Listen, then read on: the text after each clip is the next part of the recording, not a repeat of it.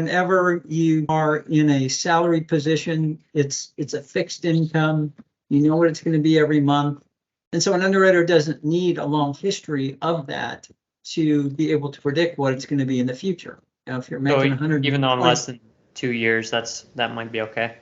Yeah, that's going to be fine. Now you do typically want to see a 2-year work history, but I've even had loans in the past where we used high school jobs, to make that 2-year work history. Even if you work part-time in high school, so generally you like to see a 2-year work history, but when you're coming out of college, if you are working in a field, and this is really kind of loosely sort of policed, monitored, defined, if you're working in a field that relates to that degree that you got, that 4 years of college or however long you spent in college counts towards your work history. And so, in your case, if you got a 4-year degree, or CPAs a lot of times have 5-year degrees, then you really have 6.5 years worth of work history. And you could have qualified for a loan day one out of college because you have a salary position. There's no trouble understanding how much you're going to make. And you can even use future income in that situation, where let's say, you graduate from college in May and your job starts in August, but you found the perfect house in July and you're ready to buy, you can even use that income to qualify. So length of time is fine because it's salary.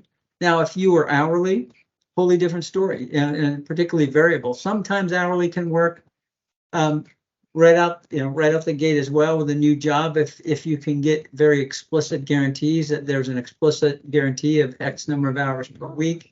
Yeah. Sometimes we can use that because, you can do the math, X hours times the hourly rate. But anytime there's a variable component, then that's when you need to start factoring in some history of work. And that can even be the case where, let's say that you work, let's say you work at let's say you work at Costco and you're an hourly worker, and then you go to work for Lowe's as an hourly worker, doing similar work. You work in the warehouse, you move stuff around. Even that can be problematic. You're going from one variable to another, and let's say, you are variable at Costco and you're variable at Lowe's. Even though they're, essentially the same type of job, but they're two different companies, and now you still may need some time to establish that. But in your case, very straightforward. Your salary, we can use your salary right out the gate. So I don't see a problem with that whatsoever.